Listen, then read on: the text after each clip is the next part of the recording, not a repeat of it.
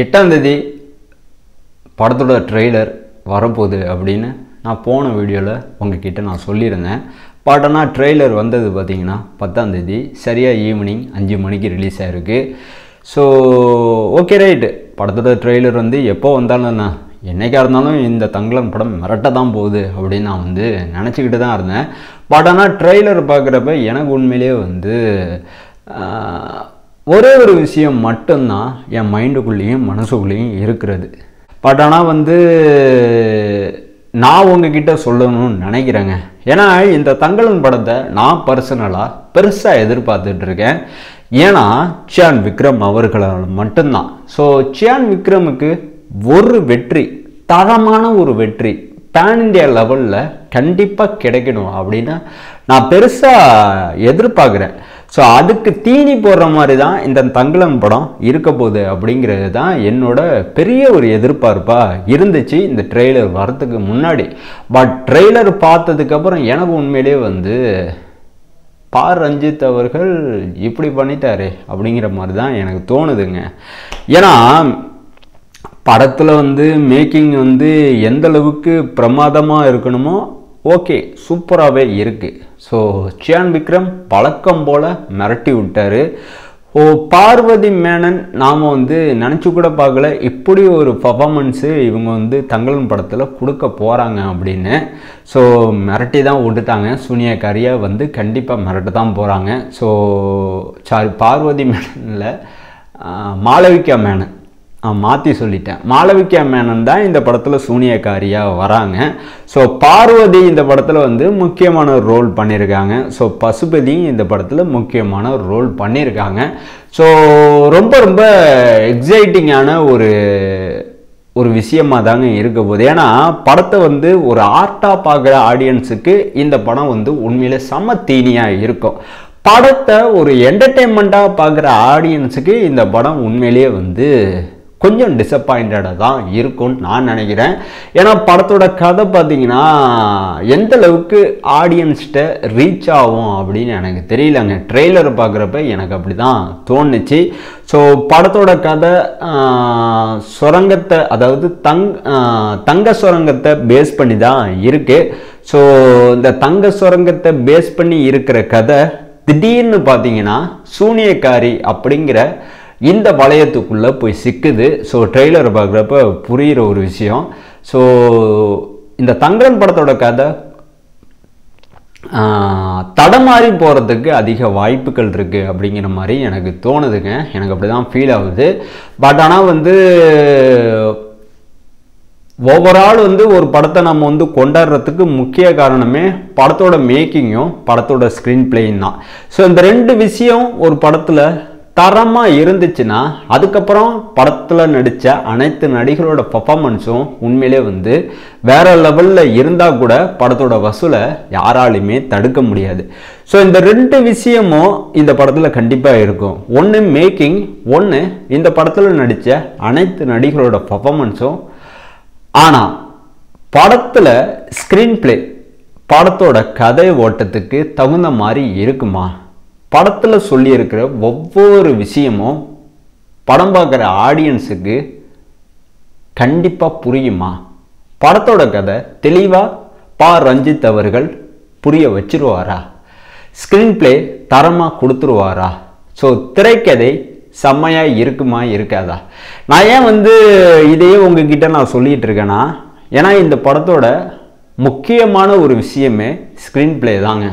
So நீங்கள் போய் ஜவான் படத்தை போய் பாருங்கள், அப்புறம் வந்து பதான் படத்தை போய் பாருங்கள். ரீசெண்டாக இந்த ரெண்டு படமும் வந்து நாம் எதிர்பார்க்காத ஒரு கலெக்ஷனை கொடுத்த ஒரு படங்கள். இந்த ரெண்டு படத்தோட கதையும் ஒன்றுமே கிடையாது இல்லையா? ஆனால் படத்தோட அந்த மேக்கிங்கும் அந்த ஸ்க்ரீன் பிளேயும் எப்படி இருந்துச்சு? சும்மா மிரட்டி விட்டுருந்தாங்கல்ல. ஸோ அதனால தான் இந்த படத்தோட வசூல் எத்தனை கோடி கலெக்ட் பண்ணிச்சு. ஸோ அந்த வரிசையில் தான் இந்த தங்கலன் படம் இருக்கணும் அப்படின்னு நான் பெருசாக எதிர்பார்க்குறேன். பட் ரஞ்சித் அவர்களோட அந்த திரைக்கதையை நினச்சாதான் நமக்கு கொஞ்சம் பக்குங்குங்க. ஏன்னா சியான் விக்ரம் பார்த்தீங்கன்னா கோப்ரா படத்துக்கு செம்மையாக மெனக்கெட்டு மேக்கப்லாம் விதவிதமாக போட்டு கெட்டப்லாம் சேஞ்ச் ஓவர் பண்ணி ரொம்ப ரொம்ப ஃபிசிக்கலாக ஹார்ட் ஒர்க் கொடுத்து நடித்த ஒரு படம். பட் படத்தோட டைரக்டர் திரைக்கதையில் சொதைப்பு விட்டார். ஸோ கதையில் சொதைப்பு விட்டார். அதனால படம் பிளாப்பை தள்ளிவிடுச்சு. ஸோ அஜய் ஞானவேல் பார்த்தீங்கன்னா, நான் உண்மையிலே இந்த விஷயத்தை எதிரே பார்க்கல. ஆனால் ரொம்ப நம்பிட்டு இருந்தார் இந்த படத்தோட கதை பெருசாக ரீச் ஆகும், செம்மையாக இந்த படம் கலெக்ட் பண்ணோம் அப்படின்னு. போட்ட பணம் கூட திரும்ப வரவே இல்லை. ஸோ அந்தளவுக்கு கோப்ரா படம் படு தோல்வியை சந்திச்சிச்சு. ஸோ அந்த வரிசையில் இந்த தங்கலன் படம் இருக்கக்கூடாதுன்னு தான் நான் பெருசாக நினைக்கிற ஒரு விஷயமா இருக்குது. அஃப்கோர்ஸ் நான் சொன்ன இந்த விஷயம் எத்தனை பேர்த்துக்கு பிடிக்கும், எத்தனை பேர்த்துக்கு பிடிக்காதுன்னு எனக்கு தெரியலங்க. பட் என்னோடய ஒப்பீனியனை உங்ககிட்ட நான் ஷேர் பண்ணுறேன், ஃப்ராங்காக ஷேர் பண்ணுறேன். ஸோ வெறும் உங்களோட அந்த உங்கள் எதிர்பார்ப்பையும் அதை டிசப்பாயிண்ட் பண்ணுற மாதிரி நான் சொல்லணும்னு அவசியமும் இல்லைங்க. எனக்கு தோணுன விஷயத்த உங்ககிட்ட நான் ஷேர் பண்ணுறேன். ஸோ இந்த படத்தோட அந்த பேக்ரவுண்ட் ஸ்கோரு உண்மையிலே ஜிவி பிரகாஷ்குமார் சூப்பராக பண்ணியிருக்காரு.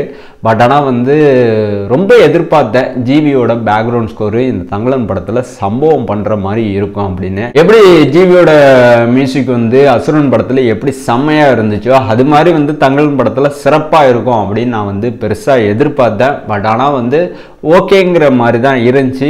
ரொம்ப எதிர்பார்க்கறதுனால அந்த எதிர்பார்ப்பை யாராலுமே பூர்த்தி பண்ண முடியாது அப்படிங்கிற ஒரு விஷயத்தை மட்டும் நான் புரிஞ்சுக்கிட்டேன். ஸோ நான் வழக்கம் போல் சொல்கிறது தான், இந்த தங்கலன் படத்துக்கு ரொம்ப ரொம்ப எதிர்பார்ப்பு இருக்குது. ஸோ ரொம்ப எதிர்பார்த்து இந்த படத்துக்கு போகாதீங்க. ஜஸ்ட்